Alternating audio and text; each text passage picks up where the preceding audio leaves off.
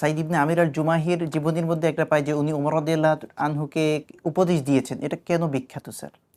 দেখুন, ওমর ইবনুল খাত্তাব রাদিয়াল্লাহু তাআলা আনহু অত্যন্ত জলিল কদর সাহাবী, জি। খুব মেজাজি লোক ছিলেন, এমন শক্ত মেজাজের ছিলেন, শক্ত ভূমিকার ছিলেন। নবীজি তার সামনে বলছেন, লাউ সালাকা ওমর ফাজ্জান কত্তু সালাকা শাইতান ফাজ্জান আখার।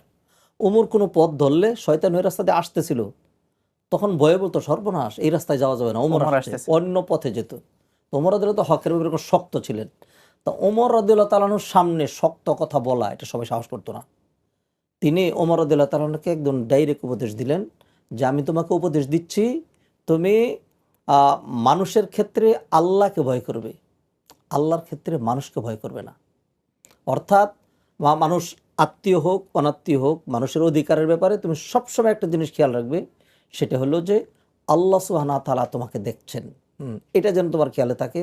আর কখনোই যেন এমন না হয় যে মানুষের ভয়ে তুমি আল্লাহর কথা খেয়াল রাখলে না, অর্থাৎ আল্লাহর ব্যাপারে তুমি মানুষকে ভয় পাইলে, বিষয়টা যেন এরকম না হয়। আর হলো নিকটাত্মীয় হোক আর দূরাত্মীয় হোক, সবার ক্ষেত্রে তুমি ইনসাফ করবে। তিনি আরেকটা উপদেশ দিয়েছিলেন, সেটা হলো যে আমি তোমাকে আরেকটা উপদেশ দিচ্ছি, কখনোই যেন তোমার বক্তব্য যেরকম শক্ত, কাজ যেন কখনোই এই বক্তব্যের উল্টা না হয়। অর্থাৎ কৌল এবং ফেল এই দুইটা যেন কন্ট্রাডিক্টরি না হয়, এই ভারসাম্য যেন থাকে, হুবহু যেন হয়। তো এই ধরনের উপদেশগুলো যখন দিলেন, তখন ওমর রাদিয়াল্লাহু তাআলা কিন্তু রাগ করলেন না, গ্রহণ করলেন। হ্যাঁ, এবং তিনি মনে করলেন যে হ্যাঁ, এই ধরনের লোকই তো দরকার, যারা নাকি ওমরের মতো লোককেও এইভাবে শাসাইতে পারে, উপদেশ দিতে পারে। ওমর রাদিয়াল্লাহু তাআলা সেই উপদেশগুলো গ্রহণ করলেন, এবং গ্রহণ করে শেষমেশ তিনি বললেন যে সাঈদ, তুমি আমাকে যে উপদেশ দিলে, এইভাবে কি মানুষ পক্ষে পারা সম্ভব? তখন তিনি বললেন যে হ্যাঁ, সম্ভব।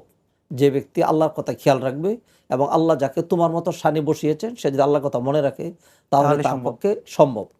ওমর ইবনুল খাত্তাব রাদিয়াল্লাহু তাআলা আনহু তখন আরও একটু এগিয়ে গেলেন। তখন তিনি চিন্তা করলেন যে সাঈদ ইবনে আমির আল জুমাহি যেরকম, তাকেই তো আমার গভর্নর হিসেবে দরকার।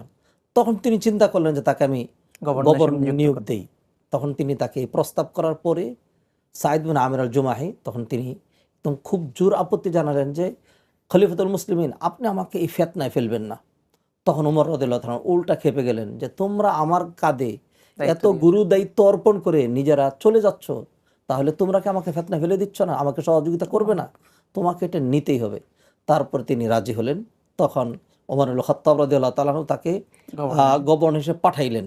পাঠানোর পরে যে কিছু ঘটনা ঘটেছে, ওমর রাদিয়াল্লাহু তাআলা যখন তাকে হিমসের গভর্নর বানালেন এবং তার জন্য দোয়া করে দিলেন, তিনি চলে গেলেন সেখানে। যাওয়ার কিছুদিন পরেই হিমস বা দামেস্ক, সেখান থেকে শাম এলাকা, মানুষ যাতে বুঝে সেই জন্যই বললাম, কিছু লোক আগমন করলো। তখন তিনি তাদের সাথে ওই এলাকার খোঁজখবর নেওয়ার পরে জিজ্ঞেস করলেন যে তোমরা একটা কাজ করো, তোমাদের হিমস এলাকার কিছু দরিদ্র ব্যক্তির নাম লিখে দাও, আমি তাদের জন্য কিছু উপঢৌকন অথবা হাদিয়া দেব রাষ্ট্রীয় কোষাগার থেকে। এরপর যে নামগুলো লিখে দেওয়া হলো, সেখানে একটা নাম আসলো সাঈদ ইবনে আমির আল জুমাহি। তখন ওমর রাদিয়াল্লাহু তাআলা জিজ্ঞাসা করলেন, হু ইজ হি, এটা কোন সাঈদ ইবনে আমির আল জুমাহি? তখন লোকজন বলল যে আমাদের গভর্নর, আপনি যাকে পাঠিয়েছেন। বলল যে দরিদ্রতম লোকের খাতায় গভর্নরের নাম কেন? তখন তারা তার অবস্থা তুলে ধরলেন যে তিনি তো অবস্থা এরকম হয় যে ৩-৪ দিন একাধারে তার ঘরে চুলা পর্যন্ত জ্বলে না, না খেয়ে থাকেন, একটা কাপড়ে চলেন, অনেক কষ্ট করে চলেন, কোনো খাদেম নেই, কোনো পাহারাদার নেই, কিচ্ছু নেই, একদম সাধারণ জীবনযাপন। আমাদের দামেস্কে যে সমস্ত দরিদ্র লোক আছে, তার মধ্যে তিনি একদম একটা নিম্নস্তরের একজন দরিদ্র ব্যক্তি। ওমর রাদিয়াল্লাহু তাআলা তখন তার জন্য 1000 দিনার একটা থলের মধ্যে করে দিলেন, যে এটা তাকে নিয়ে দেওয়ার জন্য। এটা পাওয়ার পরে যখন তার হাতে গেল, তখন তিনি খুব সজোরে বলে ফেললেন, ইন্না লিল্লাহি ওয়া ইন্না ইলাইহি রাজিউন। এই কথা শুনে তার স্ত্রী দৌড়ে আসলো, কি কোনো দুঃসংবাদ? আমিরুল মুমিনিন কি মারা গেছে? কয় না, তার চাইতে আরো বড় দুঃসংবাদ। বললো যে কি দুঃসংবাদ? আমিরুল মুমিনিন মারা যায় নাই, কিন্তু আমিরুল মুমিনিন আমার জন্য এমন একটা জিনিস পাঠিয়েছে, যেটা দিয়া আমার আখেরাত চলে যাচ্ছে, আমার দুনিয়া চলে আসছে। সেটা কি 1000 দিনার। তারপরে তিনি তার স্ত্রীর সাথে আলাপ আলোচনা করে যে না, আখেরাতকে রক্ষা করতে হবে, দুনিয়া যেন আমার ঘরে না ঢুকে। বাক করে এলাকার যত দরিদ্র মানুষ ছিলেন 1000 দিনার দিয়ে দিলেন। এরপরে স্যার যেটা আলোচনা করেছিলেন যে ওমর রাদিয়াল্লাহু তাআলা কিছুদিন পরে যখন ওইখানে গেলেন, তখন লোকেরা 4টা অভিযোগ করলো, তিনি 4টা অভিযোগের জবাব দিলেন। এইবার তিনি খুশি হয়ে যায়, এত দরিদ্র, এত কষ্ট করে চলে, আরও 1000 দিনার দিলেন। তখন এই দিনার পাওয়ার পরে তার স্ত্রী বলে যে আলহামদুলিল্লাহ, এবার আমার একটা খাদের ব্যবস্থা হয়েছে, অন্য কিছু।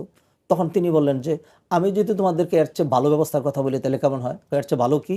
যদি এটা হয় যেটা দিয়ে আমরা জান্নাত কিনতে পারি, হ্যাঁ, বলেছে তাহলে তো সেটাই ভালো। আরো ভালো। হ্যাঁ, তখন তিনি বললেন মান যাল্লাযী ইউকরিদুল্লাহ কারদান হাসানান ফায়ুদাইফাহু লাহু ওয়া লাহু আজরুন কারীম। আল্লাহ। এই আয়াত পরে তারপর তার স্ত্রীরা তাদেরকে সহযোগিতা করলেন, তাকে সহযোগিতা করলেন, তখন তিনি এই টাকাগুলো ভাগ করে দিয়ে দিলেন। এমনই ছিল তার সাধারণ